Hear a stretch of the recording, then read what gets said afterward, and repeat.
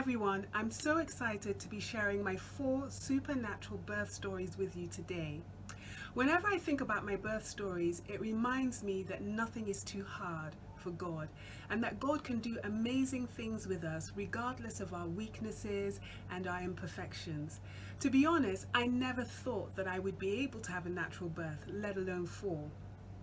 I had my first child when I was 35, and the doctor said to me that because of my age, I was classified as an old mother. Then the doctors also found some fibroids, and because of the position of the fibroids, they told me that I wouldn't be able to have a natural birth. And then for my 4th pregnancy, I was diagnosed with a pregnancy condition which had implications for my pregnancy, and I had to make some difficult decisions. And on top of all that, I was really anxious about the pain of childbirth. But God was faithful and He was with me throughout. So if you would like to hear more of my story, then keep watching. So just a little bit about me in a nutshell. I became a born-again Christian when I was 30 years old. I met my husband when I was 33 and we got married when I was 35. I had my first child when I was 35, and by the time I was 41, I had 4 children, and I've been married for 13 years so far. I've had so many adventures and so many times when God has delivered me and met me at my point of need. So on my channel, I talk about my experiences and my testimonies. If you're interested in hearing my testimonies and hearing how God has really come through for me time and time again, through my single days, when I was dating, in marriage, with parenting, and in life in general, and if you're looking for encouragement and strength for any trials you may be facing, then please subscribe to my channel. You can subscribe now by clicking on the subscribe button, or you can click on the subscribe link, which is in the description box. So my birth stories is going to be in 2 parts. So in part 1, I'm going to talk about my first birth, and in part 2, I'm going to talk about the 2nd, 3rd, and 4th birth. Because actually, much of the story is around my first birth and my 4th birth. Okay, so let's get to the story. So I think I'm going to start with kind of like my mindset and where I was before I even got pregnant. I was petrified of injections, jabs, needles, blood tests, anything to do with being injected. I was petrified. And my father tells this story that when I was younger and I had to have a blood test, and he took me to the hospital and the nurse was preparing to give me the blood test, and I was so nervous and so agitated about it that I fainted. And you know, I would do anything to avoid having an injection. I would rather take, like, I don't know, 30 pills every day for a year, maybe even 2 years, rather than have 1 injection. That was how badly I disliked having injections. And then there was this thing that would sometimes happen when I had injections and I would get nervous. So, you know, when I was younger, if the nurse was about to give me an injection or take my bloods and she would see me all sort of scared and agitated, she would say to me, you know, one day you're going to have babies. So, you know, if you're scared of this injection, how are you going to have babies, you know, when you're older? You know, because it's quite painful. And that was said to me a few times, not by every nurse, but, you know, a few times, enough so that it started to become ingrained in me. And I started believing and thinking to myself, I'm not going to be able to have a natural birth because I don't like injections, I can't take the pain, and so I won't be able to have a natural birth. And that was actually even said to me twice after I got pregnant. And I think to add to that, to be honest, growing up, all the kind of the stories that I heard and the things that I sort of saw on television, for me, the whole thing about childbirth, it just seemed like such an intensely painful and stressful experience. But it was like, you know, one of the only ways that women could give birth. To be honest, I didn't even know until I was about 16 that a woman could give birth in this sort of calm way and that it could be relatively pain-free. So what happened when I was 16, I thought at that time I was thinking I might like to be a doctor.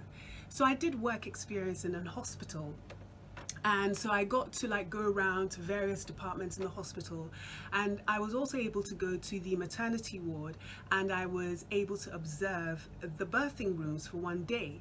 And so while I was there, the first woman that came in, it was her first child, and she came in when her contractions had just started. So she wasn't feeling too uncomfortable, she wasn't feeling too much pain at the time. But as the day progressed, her pain got more and more intense, and I could see that she was in a lot more pain and she was a lot more agitated. She started to make a lot more noise, and the midwives were going in and out, and the doctors and the consultants were going in and out. And it was just that usual scene that I thought of childbirth, where it was all just intense. The woman was obviously in pain, there was a lot of noise going on. And so while I was observing that, this woman came in, and she was pregnant. She came in to give birth, but she was so calm. She walked in with the midwife took her to the birthing room, and then the midwife left her. And then for the next 20 minutes, this woman just kind of walked back and forth. So it was like she was limbering up, you know, the way like athletes do just before they take their marks for a race. So she was kind of limbering up, moving around. And then after about 20-30 minutes, she calls the midwife, and the midwife comes and says, "Are you ready?" And she said yes. And then the midwife helped her to squat, and she pushed twice, and she gave birth. I mean, I was in awe. I couldn't believe it. I just thought, is that possible? And so I thought to myself, oh my God, I would love to give birth like this. I would love for this to be my birth experience. But at the same time, as I was thinking that, I also said, but that will never be me. That will never be me. I can never have a natural birth. I couldn't take it. I couldn't take the pain. So with that mindset of, you know, I will never have a natural birth, as I got older, I thought, you know, I do want to have children. So I made up my mind, I'm going to have a cesarean section. And as I mentioned, even after I got pregnant, I still got those comments, actually twice in one day. So when I went for some early tests, once we found out I was pregnant, I went for some early tests, and I had to have a blood test. And again, I was nervous. My husband was there, and he was like, "Look at me, don't look at the needle." And the lady taking the bloods said, "You're pregnant. How are you going to cope with the pain of childbirth if you are so nervous about the needle?" And after that, I needed to go and be examined by a doctor, and it was a female doctor, and she examined me, and I think, you know, she was a bit rough and it was a bit uncomfortable. So again, she said, you know, how are you going to cope with childbirth if you're finding all this so like uncomfortable? And later on, my husband and I were talking about it, and he was saying, you know, he felt that the doctor could have been a lot more sensitive. And I said, you know what, it doesn't matter, because I'm going to have a cesarean section anyway. And I remember my husband looking at me like in surprise and saying, but don't you want to believe that God can help you to have a natural birth? And my husband was surprised because we dated for 2 years before we got married. So he knew that I had sort of had faith in God for so many things that even seemed impossible at the time. And I think he was surprised that I didn't want to use my faith to believe in God for a natural birth. So when he said that, I thought, you know what? God has been through so many things with me, and he's never let me down. And you know, nothing has been too hard for him. And so I just made that decision. When he said it, it was like a seed was sown in my heart. And I made the decision, actually, I am going to believe God that I can have a natural birth. And so as it was, when I told my cousin that I was pregnant, she'd said, oh, I really recommend this book called Supernatural Childbirth. And she said, you know, they've got really nice prayers in there, and you can pray over the pregnancy, you can pray about the baby. So I got the book, and, you know, they had the prayers, but what I found was that they had these testimonies from women that had had natural births. And the woman that wrote the book, she really took her time to explain the spiritual reasons why childbirth hurts and why there's so much pain with childbirth. But she also gave scriptures that showed that we didn't actually have to have such painful childbirths. And it was a real revelation for me. And I was also scared about tearing during birth. And she explained that, we shouldn't be afraid, that God designed women to give birth and He would take care of everything. So one of my favorite scriptures was Isaiah 53 verses 4, which says, "Surely He took up our pain and bore our suffering." So He being Jesus. So that told me that Jesus took my pain upon Himself when He was on the cross. And if He took my pain, then He took the pain of childbirth on Himself. So I started to believe that, what? I don't have to have such a painful and stressful childbirth. And I really started to meditate on the various scriptures, and I wrote the scriptures down on index cards. I would take them with me. I would read through the scriptures every day, and my faith started to grow for a natural birth. So my faith really started to grow for a pain-free, calm and joyful, really having a joyful natural birth. So when I went for my early scan, I think I must have been around about 14 to 16 weeks pregnant then. I went for an early scan, and the sonographer was, doing the scan, and she said, "Oh, you've got a couple of fibroids and one of them is quite big." So when I discussed with the consultant later on about the scan, the consultant explained to me that because of where the fibroid was, that it was unlikely that I was going to be able to have a natural birth, because they kind of explained that, so the fibroid was here on the neck of my cervix, and during birth, when I was giving birth, the baby would have to come down through this way, and the fibroid was in the way. So basically, I was unlikely to have a natural birth. So to be honest, at that time, I'd built up my faith, and I wasn't too worried because I was 16 weeks pregnant. I thought I still have time, because full term of pregnancy is 40 weeks. I said, I still have time, and I know that God is going to do something about this fibroid. I had faith that I was going to have a natural birth. So I just continued reading and meditating on the scriptures, and the pregnancy went well. After the first trimester, where I felt really tired, my energy started to come back, and I just got on with life, and the pregnancy was good. And when I would go for my antenatal appointments, they went really quickly because there was no issues. I would literally be in there for a few minutes, go in and come out. And all this time I just said, God is going to take care of this fibroid. God is going to take care of it. I have faith that I'm going to have a natural birth. And so just a quick explanation. So like I said, full term of pregnancy is 40 weeks, and doctors will tell you that be ready, we'll say to pregnant women, just get ready that any time from 37 weeks you may give birth, and that's still considered full term. And so I remember, so I went for an antenatal appointment when I was 37 weeks pregnant. And the way the appointments usually worked was that the consultant would first examine me, so I would have to lie down, and then the consultant would examine me and then ask me any questions. How are you feeling? Any problems, etc. So when I got there for the appointment, the consultant, examined me and said, "Your baby is kind of lying across, so lying this way. So this is my baby's head, and my baby was lying like that." And I think the medical term for it is a transverse lie. And so the consultant said, "Your baby has not gone head down. And at this stage of the pregnancy, because you are in your last trimester, I would expect that your baby would have gone head down." And the consultant said, "The reason why your baby has not gone head down to prepare for birth is because you have this fibroid in the way." And I was like, so, because I said to the consultant, so, because I actually want to have a natural birth. And the consultant basically said to me, "It will be a miracle if you have a natural birth."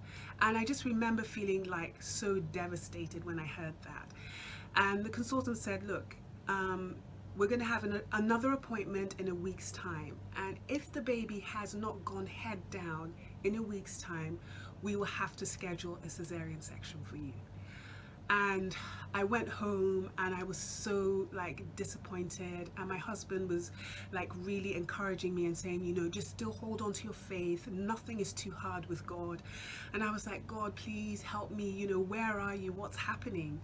And so for that week, both my husband and I, we continued to pray, and you know, we just continued to believe God.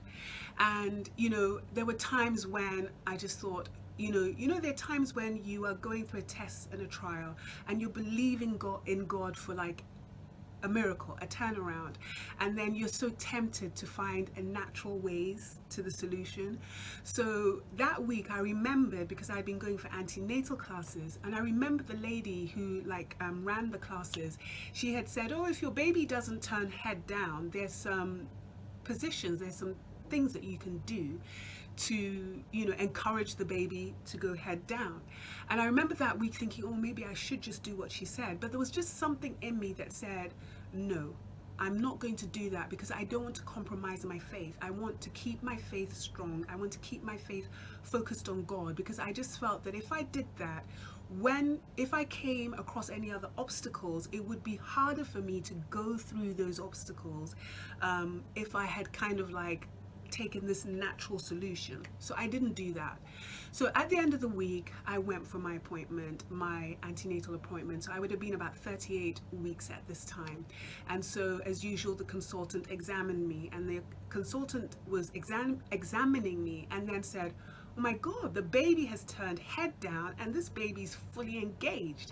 And the consultant said, what have you been doing? And I said, I have been praying. And the consultant said, well, whatever you've been doing, keep doing it. So I was elated. I was like, thank God. So when that happened, I kind of said to the consultant, I said, well, you know, I really want to have a natural birth. And the consultant was like, and the consultant said, look, you know, this is the issue, that there are implications. There are implications if you try and have a natural birth, and if anything happens and the baby can't come out, and there are just certain implications. And you know, the consultant explained all this to me. So I was like, you know, looking at the consultant, and then the consultant said, okay, let's do this. I will give you the opportunity to try, you know, and have a natural birth. But if there is any indication that there is going to be any problems, you will be rushed off to the theatre for an emergency C-section. And I was like, okay, you know, I can agree to that. And you know, the consultant said, well, so because of that, when your contractions start and you go into hospital, you're going to have a cannula inserted, so that if we do need to like rush you off for surgery, the cannula is already in. And the cannula is a sort of like very thin plastic thing that they use when they want to give you a drip that they insert, so an injection. So I said, okay, you know, no problem. And I was so elated. I was like, God, thank you, thank you, thank you, God. And I knew that for the consultant to even like allow me to try and have a natural birth, I knew that was God. And there's a scripture in the Bible that says, the heart of the king is in God's hands, for him to turn to the left or to the right, like a river of water wherever he will. And I just knew that the heart of the consultant was in God's hands, and he had turned the consultant's heart to my favor. So everyone had been telling me that, oh, you know, when you're about to give birth, when you get close to giving birth, you'll be so tired all the time. You won't be able to get out of bed. You'll just be there waiting and waiting for the day to come when you give birth. So I was really energetic. You know, at 38 weeks, I was really energetic. I was walking around everywhere. I felt really good. So I thought to myself, oh, you know, I'm not going to have this baby soon. I will probably have the baby at like 40 weeks, or maybe I'll even go over and have the baby like about 41 weeks. And so I wasn't even thinking about the birth. I continued meditating on the scriptures, and I just, you know, got on with things. And so I went for my next antenatal appointment, and you know, the doctor did the examination, everything was going well. The consultant, did the examination, and then the consultant asked me, so you know, how are you feeling? Are you sleeping well at night? And I said, I'm feeling really good. I said, it's just, you know, once in a while, I said, over the last day or so, I've been experiencing like these twinges, you know, my back, and I said I think it's because like the baby's getting so big and my tummy's getting so heavy, so I think like my muscles are really having to work hard to like hold everything up. And I didn't notice the consultant give me this sort of look, but the consultant told me later on that they were surprised that, wow, this lady doesn't know that her contractions have started. And so that is what happened. For like 2 days I was walking around living life and my contractions had started, but because it was just so mild and I didn't feel anything, I didn't notice anything. So on the day that I actually gave birth, I went to meet a group of other women that was in an antenatal group with me. And then after that meeting, I went off to meet my husband and we had dinner. On the way home, we rented a DVD and then we went home. And as soon as we opened the door to our flat and I stepped in, my tummy started to ache. So I was at 39 weeks at this time. My tummy just started to ache. So I thought, oh gosh, I must have eaten something at dinner that doesn't agree with me, and at some point I'm going to have to go to the loo, I'm going to have to go to the toilet. And so we got into the flat, and so the sort of the feeling at that time was like a tummy ache. And so I was moving around, we were getting ready to watch the film, getting ready for bed, and every once in a while I was going off to the toilet to see if, anything was happening, but nothing happened. So we were getting on with it. After about 40 minutes, the pain kind of got a bit more noticeable. So it was a bit more like a tummy ache, but like the kind of tummy ache that I would, you'd sleep with, but you probably wake up through the night and go back to sleep. And so we continued doing what we had to do for the evening, and then probably about an hour after that, the tummy ache got a bit worse, but it was still nothing. I just kept on thinking like, I've got to go to the loo, I've got to go to the toilet. And my husband said to me, look, are you sure that your contractions haven't started? And I was like, no, it can't be the contractions, because I guess I still had it in mind that it couldn't be this sort of straightforward. And so eventually he said, look, I'm going to call the hospital and let's just let them know what's happening and see what they say. So he called the hospital, he spoke to a midwife, and he said, look, my wife is 39 weeks pregnant. She's had this tummy ache, and she's been going to the toilet. She hasn't been to the toilet, and the tummy ache is, it's kind of progressing. So the midwife said, okay, let me speak to your wife, because what they do is they will speak to the woman, and if she is able to speak and carry on a conversation, they will usually say, oh, well, stay at home or just see how it goes. And if she's like gasping and, they will be like, okay, yeah, maybe you should come in. So when she spoke to me, I explained to her what was happening, and she said, you know what, I think, yeah, it could be like you ate something that doesn't agree with you. It could be that your contractions have started, but I would just say, see how it goes. And she said, just stay at home. So we stayed at home. So in another hour's time, tummy ache is still there, and it's kind of more intense at this stage, and it seems to be coming and going. So my husband was like, no, let's go to the hospital. And because we actually lived opposite the hospital, he said, look, let's just go. If they send us back, they'll send us back. So I was convinced they were going to send us back, because I was like, look, yeah, I have a tummy ache, yes it hurts, but it's not anything out of this world. So we walked across the road to the hospital, got to the maternity ward. The midwife checked me and said, yep, you're dilated, you are sort of, labor has started, so you better stay here. I was in shock. So she had read my files and she said, okay, so I'm going to insert the cannula now. And at the time, I thought maybe it was because I was distracted by, I'm about to give birth, and she inserted the cannula. I was not nervous. It did feel like I could feel the pain, but it wasn't like, I was not that usual sort of, really nervous and scared about it, but I didn't think anything of it at the time. So the midwife brought in the birthing ball and also asked me if I wanted gas and air. Now, gas and air is not considered like any type of pain relief, so it's not considered like, if you have it, it's not considered to be like a medicated birth, because gas and air actually doesn't do anything for the pain of contractions. It really doesn't do anything, but I did find it useful because it kind of helped me to just breathe in and then breathe out. So I was on the birthing ball when the consultant, who had been going through the whole antenatal process with me, came in. And so what she did was just observe me, how I moved on the birthing ball when I had my contractions. And I think maybe after about 2 hours, she said, okay, from the way you're moving, you are now ready to give birth. And so the consultant said, okay, time to get onto the bed. And I got onto the bed and kind of sat up a bit. And, that's when I started pushing. Now, at this point, I would say the pain was probably it was more painful. But it was not so painful that I couldn't think straight. I couldn't listen to instructions. It was kind of pain that, yes, I was in pain, but I was still able to function. I was still able to think. I was still able to listen to what people were saying. So the consultant said to me, now you've got to listen to me very carefully. When I say to you, push, push. When I say stop pushing, don't push. And so for the next hour, I pushed, I stopped pushing, and my baby was born. And I was ecstatic. So from the time, from the time I left the flat to go to the hospital and my baby was born, it was 5 hours. And I was ecstatic. And the consultant brought my baby to me after they'd done the sort of quick check that they do on the baby once the baby has been born. The consultant brought the baby to me and said, congratulations, well done, you did such a good job. And I was like all smiles.